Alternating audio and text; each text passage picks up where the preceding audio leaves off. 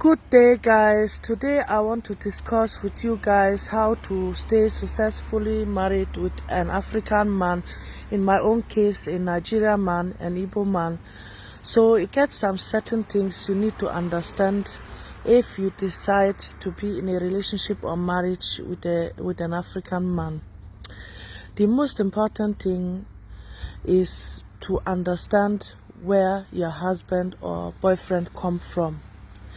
If you don't have interest in where your husband or boyfriend is coming from because you think, say, he's in Europe, and as he's in Europe, you have to live through our culture and understand our own, you are very wrong, because an African man can never forget his roots and can never forget his culture, because Africans are very strong in cultural beliefs.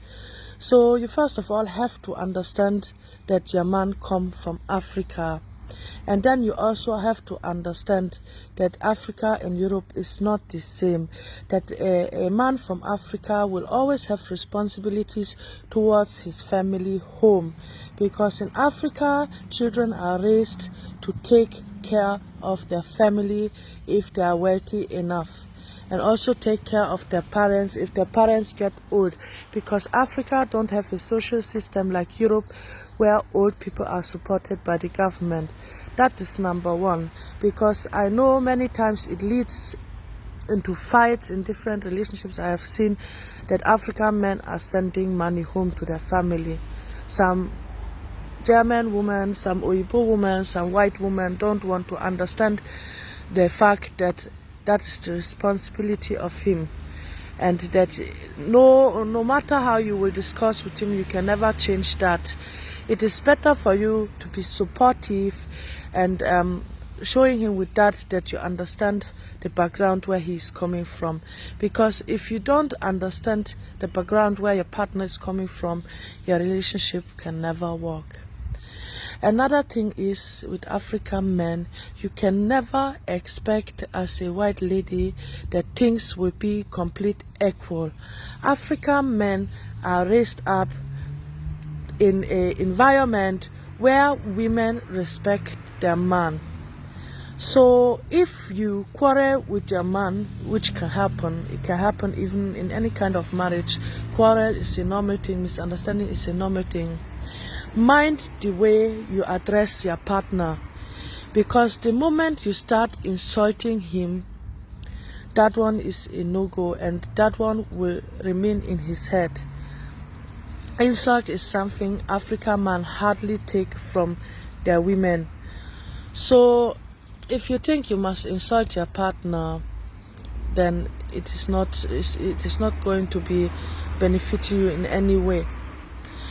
Another thing is, if you people decide to have children, you need to allow your man to be part of training those children according to his own culture, because African men are borning children to continuing their lineage, to continuing their culture. So if the children are not close to their culture, if the children don't belong to the husband, if the husband have the feeling the children is only living according to Europe rules and cultures, and don't have any relationship to Africa, that man will like later to go home, marry another wife, and born children in Africa to continue his lineage there.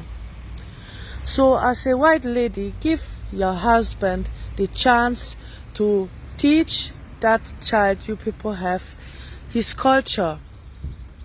Another thing be say, many African men want their children to come home to see where the father is coming from, and many white ladies are afraid to take the children home, because they say, in Africa it's unhygienic, in Africa things are happening, in Africa there are criminals, in Africa my child can get sick.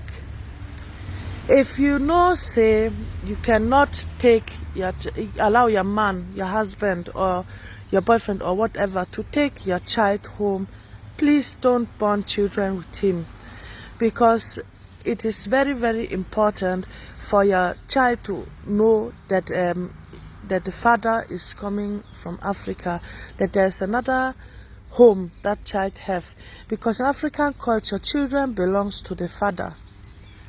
Children doesn't belongs to the mother. Children are the father own. So if you cannot give the man the hand to take the children to Africa to see for them where they are coming from, then don't be surprised if that man later decides to have children out of wedlock. Another thing we say, African men don't like nagging women. African men, they like peace of mind. If you give them peace of mind, they will give you peace of mind. If you are quarreling with them, they see, if you are nagging them, they see it as you want to challenge them. And if they get tired, they will find their peace of mind outside. So try to be calm down. Even if you get something where you think, say, this thing, it makes me angry. Calm down. Wait till the situation calm down and know how to address your partner to solve that issues out. Because African men, as much they want to be respected and obeyed, but they get understanding if you know how to communicate problems with them. So that is the part one of how to stay in a relationship with an African man. I know some people could think, say now, this woman, she's not well. Why she's talking like that? Why she's allowing her husband to suppress her like that? Blah blah blah. It is my choice. I learned along the 10 years of marriage with my husband some keys to happiness. I learned how to be successfully happy in my relationship if I sacrifice some things.